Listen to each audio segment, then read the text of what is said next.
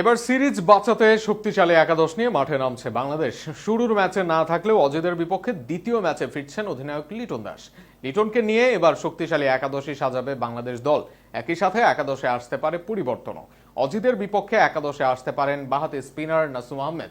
সেক্ষেত্রে কেমন হতে পারে বাংলাদেশের একাদশ তা নিয়ে থাকছে প্রতিবেদন।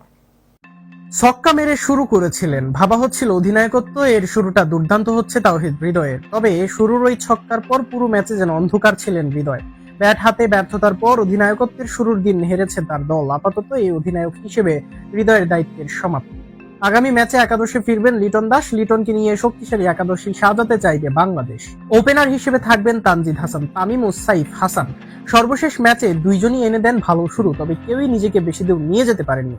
দুজনই ফিরেছেন এলোমেলো শট খেলে। তবে এরপরেও আগামী ম্যাচের ভাবনায় থাকবেন তারা। টি-20তে এই জুটির উপরই ভরসা করবে দল। অধিনায়ক লিটন দাস ফিরবেন, সেটা নাম্বার 3-এ। তার জায়গায় আগের ম্যাচে সুযোগ পেয়েছিলেন সৌম্য সরকার, তবে নামের সুবিচার করতে পারেননি তিনি। ফলে দলে ফিরে আবারও বাদ পড়ার কাতারে গেলেন সৌম্য সরকার।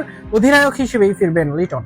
নাম্বার 4 ও 5-এ আসবেন হৃদয় ও ইমন। একদিকে ডান বাম কম্বিনেশনে, আরেকদিকে স্পিন খেলার দক্ষতা। মিডল অর্ডারে এই দুইয়ের দিকেই চেয়ে থাকবে দল। প্রথম ম্যাচে ভালো না করলেও দ্বিতীয় ম্যাচে এদের ঘিরে থাকবে প্রত্যাশা।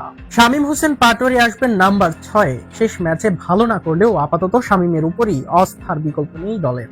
অপরদিকে নাম্বার 7-এ আসবেন pace bowling allrounder Abdul Gaffar Saqlain. অভিষেকে 2 উইকেট নেন সাকলাইন, নিজেকে দেন জানান লং টার্ম সাফল্যের জন্য তাকে আবারও সুযোগ দিতে চাইবে দল। 2 স্পিনার হিসেবে গত ম্যাচে ছিলেন শেখ মেহেদী হাসান ও রিশাদ হোসেন। মেহেদী অবশেষে জ্বলে উঠেছেন ব্যাট হাতে। অপরদিকে শর্টার ফরম্যাটে রিশাদ দেশের বড় নাম। এই দুইজন খেলবেন নাম্বার 8 ও 9 নম্বরে। চট্টগ্রামের পিচের জন্য একাদশে আসতে পারেন নাসুম আহমেদ। এগুলোর সাথে অজিদের ব্যাটিং লাইন আপে ডানহাতির মেলা তাকে আনতে পারে একাদশে। সেই ক্ষেত্রে নাম্বার 10-এ আসবেন নাসুম। এরপর 11 নম্বরে আসবেন বাঁহাতি পেসার ফিজ। সব মিলিয়ে কন্ডিশন ও পরিস্থিতি বিবেচনায় এটাই হতে পারে বাংলাদেশের পরের ম্যাচের সেরা একাদশ।